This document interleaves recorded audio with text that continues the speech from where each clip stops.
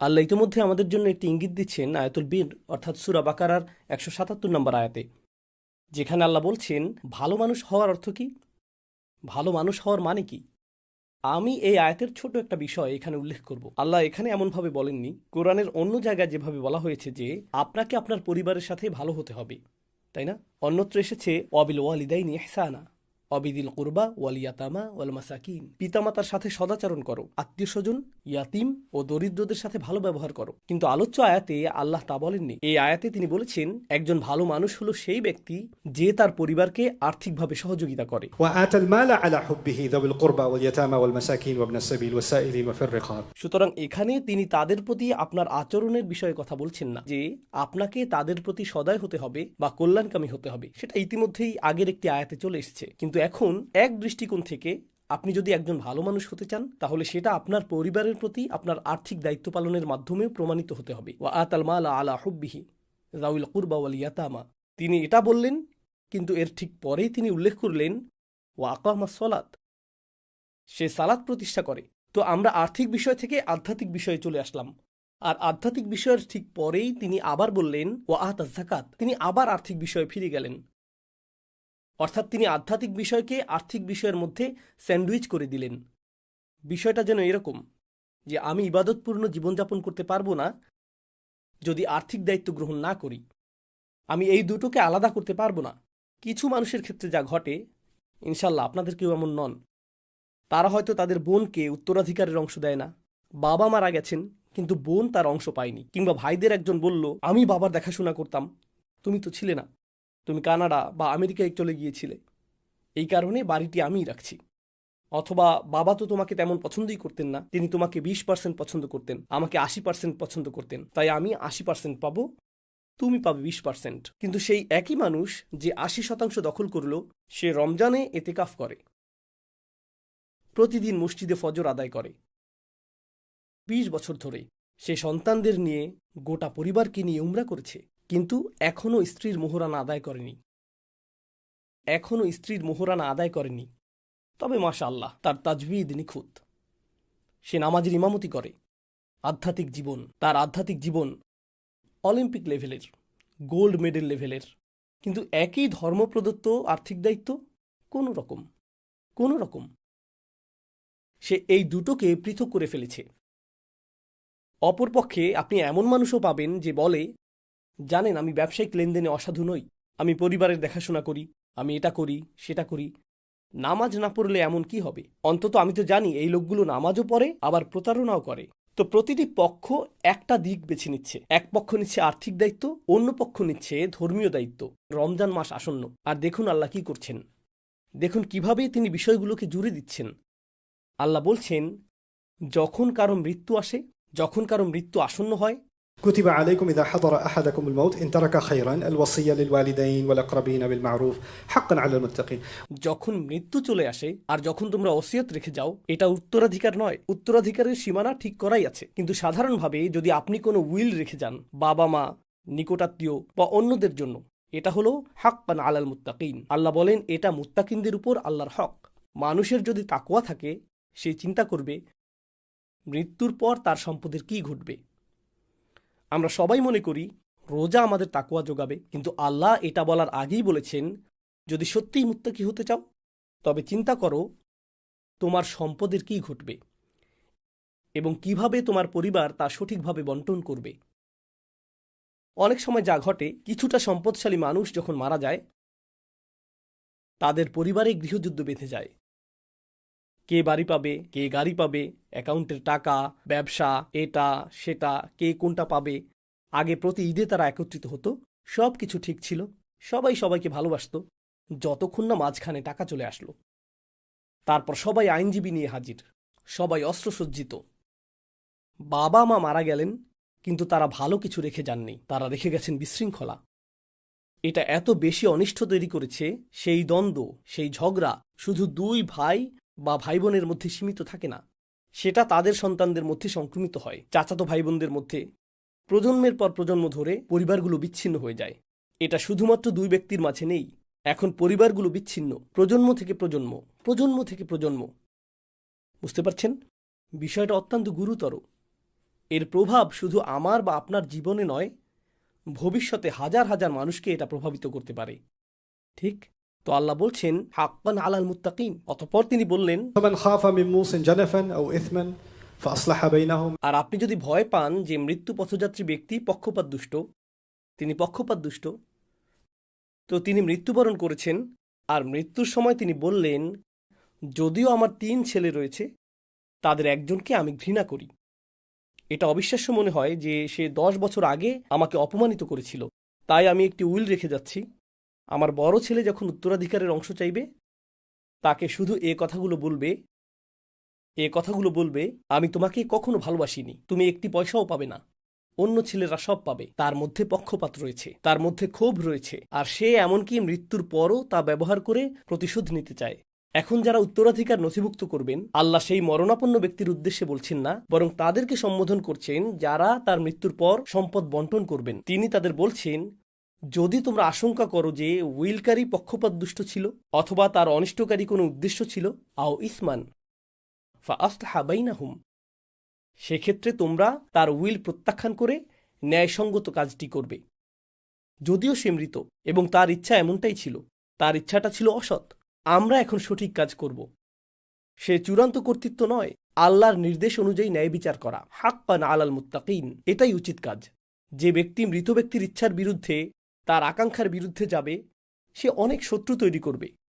এমনকি তাকে অপরাধ বোধে ভুগতে হবে, কারণ লোকেরা বলবে সে এখন মৃত, তাই তুমি স্বেচ্ছাচারিতা করছো, তার ইচ্ছাকে অসম্মান করছো। হ্যাঁ, তার ইচ্ছাটা ভুল ছিল, তারপরও তাকে অপরাধী বানানো হবে। কিন্তু আল্লাহ বলেন, ফালা ইসমা আলাইহি, তার কোনো গুনাহ নেই, তার কোনো পাপ নেই। ইন্নাল্লাহ গফুরুর রহিম, আল্লাহ ক্ষমাশীল, দয়াবান। এখানে এক প্রকারের ইঙ্গিত দেওয়া হয়েছে যে আল্লাহ ক্ষমা করলেও দুনিয়ার মানুষ হয়তো তাকে ক্ষমা নাও করতে পারে, তারা হয়তো শত্রুতা করবে। এই আয়াতটির পরে, যার বিষয়বস্তু আর্থিক ন্যায় বিচার, আর্থিক ন্যায্যতা, এর পরেই আল্লাহ বলছেন, ইয়া আইয়ুহাল্লাযীনা আমানু কুতিবা আলাইকুমুস সিয়াম, তোমাদের উপর রোজা ফরজ করা হলো। আগের আয়াতের ঠিক পরেই রয়েছে রোজা। রোজা এখানে কি করছে? আমরা তো আর্থিক বিষয়ে আলোচনা করছিলাম। আমি আরও একটা বিষয়ে দৃষ্টি আকর্ষণ করছি। এখানে রোজা সংক্রান্ত কয়েকটি আয়াত রয়েছে, আর এই আয়াতগুলোর পরে যা রয়েছে, ওয়ালা তাকুলু আমওয়ালাকুম বাইনাকুম বিল বাতিল, রোজার আয়াতগুলোর পরে আল্লাহ বলছেন, মিথ্যার মাধ্যমে একে অপরের সম্পদ ভক্ষণ করো না। ওয়াতুদলু বিহা ইলাল হুক্কাম, বিচারকদের প্রভাবিত করে নিজেদের পক্ষে রায় আদায়ের চেষ্টা করো না। বিচারকদের কাছে লবিং করো না, সিদ্ধান্ত গ্রহণকারীদের প্রভাবিত করার চেষ্টা করো না যাতে রায় তোমার পক্ষে যায়। لتأكلوا فريقا من أموال الناس بالإثم. যার ফলে একটি গোষ্ঠী দুর্নীতি এবং অনিষ্টের মাধ্যমে অন্যের অর্থ আত্মসাতে সক্ষম হবে। তোমরা জানো যে তোমরা কি করছো। বিষয়টা কৌতূহল জাগ্রতকারী। রোজার আগের আয়াতে আর্থিক ন্যায় বিচারের কথা এসেছে, আবার রোজার পরের আয়াতেও আর্থিক ন্যায় বিচারের কথা এসেছে, আর রোজা যেন ন্যায় বিচারের মাধ্যমে স্যান্ডউইচ হয়ে আছে। এর পূর্বের আয়াতে এসেছে হাক্কান আলাল মুত্তাকিন, আর রোজাদারদের সম্পর্কে আল্লাহ প্রথমেই বলেছেন, রোজা তোমাদের উপর ফরজ করা হয়েছে যেমন ফরজ করা হয়েছিল তোমাদের পূর্ববর্তীদের উপর, যাতে তোমরা তাকওয়া অর্জন করতে পারো। তাকওয়ার কথাটি এই প্রথম আসছে না, বরং এটা তাকওয়ার সংজ্ঞারই ধারাবাহিক আলোচনা। তো এর একটি আংশিক সংজ্ঞা ইতিমধ্যেই চলে এসেছে, আর সেই সংজ্ঞার সাথে ইবাদতের সম্পর্ক নেই, এর সম্পর্ক অর্থের সাথে। কিভাবে উপার্জন করছেন, কিভাবে খরচ করছেন, অর্থ দিয়ে কি করছেন, অর্থ ব্যবহার করে কিভাবে মানুষকে প্রভাবিত করছেন, এটা খুব স্বাভাবিক। যদি আপনার বড় একটি পরিবার থাকে, আর সেই পরিবারের কিছু মানুষ বা 1-2 ব্যক্তির কাছে প্রচুর অর্থ থাকে, তাদের ঘর অন্যদের চেয়ে বড়, তাদের ক্যারিয়ার অন্যদের চেয়ে বড়, আপনার ক্যারিয়ার যত বড়, আপনার অর্থ যত বেশি, সেই পরিবারে আপনার প্রভাবও তত বেশি, আপনার হাত তত ভারী। আল্লাহ বলেন, ولا تأكلوا أموالكم بينكم بالباطل وتدلوا بها يعني بالأموال إلى الحكام لتأكلوا فريقا من أموال الناس بالإثم. বিচারকদের প্রভাবিত করতে তোমাদের অর্থ ব্যয় করো না, অন্যদের প্রভাবিত করে নিজের কাজ হাসিল করতে অর্থ ব্যয় করো না। এটাই আল্লাহর নির্দেশ, এটাই হুকুম, এটাই তাকওয়ার অর্থ। রমজান আসন্ন এবং আমরা অনেক আলোচনা শুনব, অনলাইনে অনেক লেকচার দেখব, এমনকি জুমার খুতবাতেও থাকবে। রমজানের প্রস্তুতি কিভাবে নেবেন? কোরআন তেলাওয়াত শুরু করুন, বেশি বেশি উপাসনা করুন, বেশি বেশি ইবাদত করুন, ইত্যাদি ইত্যাদি। চমৎকার, এগুলো সবই ভালো, সবই সত্য। কিন্তু আল্লাহ এই সব কিছুকে অর্থনৈতিক বিষয়ের সাথে সংযুক্ত করেছেন। তাই রমজান যখন আসন্ন হয় আর আপনি যদি তাকওয়াবান ব্যক্তি হতে চান, আমি তাকওয়াবান হতে চাই, কিন্তু কারো কাছে আপনার ঋণ আছে, অথবা আপনি কারো আর্থিক অধিকার আদায় করেননি, স্ত্রীর মোহরানা আদায় করেননি, অথবা আপনি বোনের অংশ প্রদান করেননি, বা ব্যবসায়িক পার্টনারকে তার প্রাপ্য দেননি, যদিও আপনি জানেন যে অন্যায় আপনারই, আপনি ভয় দেখিয়ে তাকে তার অংশ থেকে বঞ্চিত করেছেন। যদি এগুলো সবই সত্য হয়, এরপর আপনি যদি হারাম শরীফে রমজানের শেষ দশকে ইতিকাফও করেন, তাহলে আপনি হয়তো এমন কিছুকে বিচ্ছিন্ন করছেন যা সংযুক্ত রাখার আদেশ আল্লাহ দিয়েছেন। হতে পারে এটা এক প্রকার মুনাফিকি, এটা এক প্রকার আফাত উমিনুনা বিবাদিল কিতাব ও তাকফুরুনা বিবাদ। আপনি কিতাবের কিছু অংশকে গ্রহণ করছেন, কিছু অংশকে অস্বীকার করছেন। Right? আমরা এমন মানুষ হতে পারি না, আমাদের পক্ষে এমন হওয়া সম্ভব নয়। রমজানের মূল উদ্দেশ্য সম্পর্কে আল্লাহ বলেন শাহরু রমাদান আল্লাযী উনজিলা ফীহিল কুরআন হুদাল লিন্নাস। রমজান মাস যাতে কোরআন নাজিল করা হয়েছে, এটি মানুষের জন্য হিদায়েত। কিভাবে আমরা এই কথা বলতে পারি আর মনে করি যে এই রমজানে আল্লাহ আমার কাছ থেকে শুধু চান আমি কত খতম কোরআন পড়ব, অথচ কোরআন যা করতে বলেছে সুরেলা তেলাওয়াত করেও অন্ধ বধিরের মতো আমি সেসব উপেক্ষা করে যাই। لم يخروا عليها صما وعميانا. তারা অন্ধ ও বধির হয়ে এটা উপেক্ষা করে না। এরকম বিদ্রুপ কিভাবে সম্ভব? আমরা এরকমটা আর করতে পারি না। আল্লাহর কিতাবকে আমাদের সেভাবেই দেখতে হবে যেভাবে দেখা উচিত, উন্মুক্ত চোখে, আমার সামনে আয়না রেখে এবং আপনার সামনে আয়না রেখে। ঠিক যেভাবে আমি বলতে চাই রোজার সময় আমি কিছু খাইনি, রোজার সময় আমি কিছু পান করিনি, একইভাবে আমরা বলতে পারা উচিত রোজার সময় আমি অন্যায়ভাবে কারো অর্থ খাইনি, রোজার সময় আমি অন্যায়ভাবে কারো পানি পান করিনি। মুরগি যদি হালালও হয়, আপনি হালাল দোকান থেকে এটা কিনেছেন, এরপরও 3 বার চেক করে নিশ্চিত হন। আপনি বলেন আমি চাই মুরগিটাকে আমার চোখের সামনে জবেহ করা হোক, কারণ আমি নিশ্চিত হতে চাই এটা কতটা হালাল। এটা ভালো, কিন্তু যে অর্থ দিয়ে আপনি এটা কিনেছেন তা কোনো প্রতারণা অথবা ঋণ খিলাপে অর্থ থেকে এসেছে, যা পরিশোধ করার প্রতিজ্ঞা আপনি করেছিলেন। তাহলে প্রকৃতপক্ষে এটা কি হালাল হয়েছে? মুরগি হালাল হতে পারে, কিন্তু আপনার জন্য তা হালাল নয়। সেটা ভালো হতে পারে, কিন্তু আপনার জন্য ভালো নয়। এই জন্যই আল্লাহ ঠিক পরেই বলেছেন ওয়ালা তাকুলু আমওয়ালাকুম বাইনাকুম বিল বাতিল। আল্লাহ চমৎকারভাবে এটা করেছেন। আল্লাহ তার কিতাবে এমন বিষয়ের মাঝে সংযোগ তৈরি করেছেন যা আমাদের দ্বারা সম্ভব ছিল না। আমরা যদি শুধু আল্লাহর বাণীগুলো নিয়ে চিন্তা করি, তাহলে প্রতি রমজানে আমাদের অনেক সমস্যার সমাধান হয়ে যাবে। ঠিক যেমন আপনি প্রতিটি রমজানে একজন নতুন আধ্যাত্মিক মানুষ হয়ে ফিরতে চান, তেমনি আপনি হতে পারবেন পরিবারের ভিন্ন এক সদস্য, ভিন্ন একজন ব্যবসায়ী, অর্থের ব্যবস্থাপনার ক্ষেত্রে একজন ভিন্ন মানুষ, প্রতিশ্রুতি রক্ষায় একজন ভিন্ন ব্যক্তি। তখন অর্থনৈতিক বিবেচনায় নিজেকে পরিচালিত করার দৃষ্টিভঙ্গিটি সম্পূর্ণ বদলে যাবে। এটি আমার শেষ মন্তব্য, যেহেতু আমি খুতবাটির সমাপ্তি টানছি। আল্লাহ আজ্জাজাল্লাহ আমাদেরকে তাকওয়ার একটা সংজ্ঞা দিয়েছেন যা ইবাদতের সাথে সম্পর্কিত, এবং তিনি সেই সংজ্ঞার আরেকটি অংশ দিয়েছেন যা অর্থ সম্পদের বিবেচনায় মানুষের সাথে আমাদের আচরণের সাথে সম্পর্কিত। আর এই দুটির সমন্বয়েই তাকওয়া গঠিত। সুতরাং আপনি কেবল একটি অংশ বেছে নিয়ে বলতে পারবেন না যে আমার তাকওয়া আছে। আমি তাকওয়া শব্দটি ব্যবহার করছি, আপনাদের অনেকে এই শব্দটির সাথে পরিচিত নাও হতে পারেন। তাকওয়া মূলত এসেছে ওকায়া থেকে, আর ওকায়া অর্থ হলো সুরক্ষা। তাকওয়া অর্থ এমন কেউ যে নিজেকে সুরক্ষিত করছে। আক্ষরিক অর্থেই মুত্তাকি অর্থ এমন ব্যক্তি যে নিজেকে সুরক্ষিত করছে। আপনি যদি ঘরে প্রবেশ করে দরজা বন্ধ করে দেন যাতে কেউ ঘরে প্রবেশ করতে না পারে, তাহলে আপনি তাকওয়ার একটি কাজ করলেন। এটাই তাকওয়ার আক্ষরিক অর্থ। সুতরাং প্রকৃতপক্ষে তাকওয়া হলো নিজেকে সুরক্ষিত করা। কি থেকে সুরক্ষিত করবেন? প্রথমত আপনি নিজেকে আপনার নিজের সত্তা থেকেই সুরক্ষিত করবেন। অমাইয়ুকা শুহা নাফসিহি ফাউলাইকা হুমুল মুফলিহুন। যাকে সুরক্ষিত করা হয়েছে একই শব্দমূল থেকে, ইউকা, তাকওয়া থেকে এসেছে। অমাইয়ুকা শুহা নাফসিহি, অর্থাৎ যাকে নিজের মধ্যকার লালসা থেকে সুরক্ষিত করা হয়েছে সেই সফল মানুষ। আল্লাহ এমনটাই বলেছেন। তাকওয়ার কাজ হলো আপনাকে আপনার থেকেই সুরক্ষিত করা, আমাকে আমার থেকেই সুরক্ষিত করা।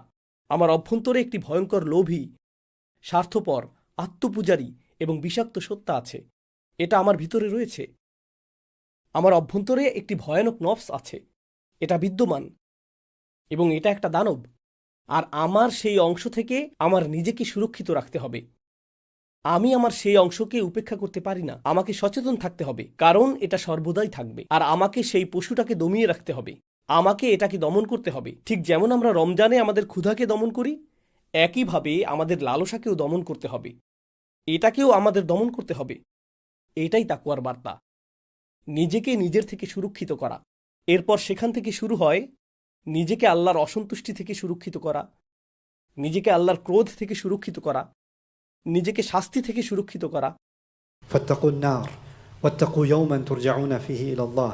নিজেকে কিয়ামতের দিন থেকে সুরক্ষিত করা, সেই দিন যখন তোমরা সকলেই আল্লাহর দিকে ফিরে যাবে। আর এর সব কিছুই শুরু হবে আমাদের নিজেদের থেকে নিজেদেরকে সুরক্ষিত করার মাধ্যমে। আল্লাহ আযজা ওয়া জাল্লা আমাদেরকে এমন মানুষে পরিণত করুন যাতে রমজান এগিয়ে আসার সাথে সাথে আমরা নিজেদের মধ্যকার কি কি সুরক্ষিত থাকতে হবে তা আরো বেশি করে উপলব্ধি করতে পারি। আল্লাহ আযজা ওয়া জাল্লা আমাদেরকে আমাদের নিজস্ব ত্রুটি, ব্যর্থতা ও প্রবণতাগুলো সম্পর্কে অবিশ্বাস্য রকম আত্মসচেতন করে তুলুন, আর আমাদের নিজেদের ভেতরে সততা ও শক্তি প্রদান করুন যাতে আমরা আমাদের সেই দিকগুলো ঢেকে রাখতে পারি। অন্য কেউ আমাদের ত্রুটিগুলো উল্লেখ করার পরিবর্তে, অন্য কেউ আমাদের অকল্যাণ বা কুপ্রবৃত্তিগুলো চিহ্নিত করার পরিবর্তে বরং আমি নিজেই যেন নিজের অকল্যাণগুলো চিহ্নিত করতে পারি এবং সেগুলো সংশোধন করতে পারি। এটাই তাকওয়ার মূল কাজ। আল্লাহ আযজা ওয়া জাল্লা আমাদেরকে রমজান মাসকে পাওয়ার এবং এই মাস থেকে নতুন, সতেজ ও শক্তিশালী তাকওয়া আহরণ করে নবরূপে আবির্ভূত হওয়ার তৌফিক দান করুন।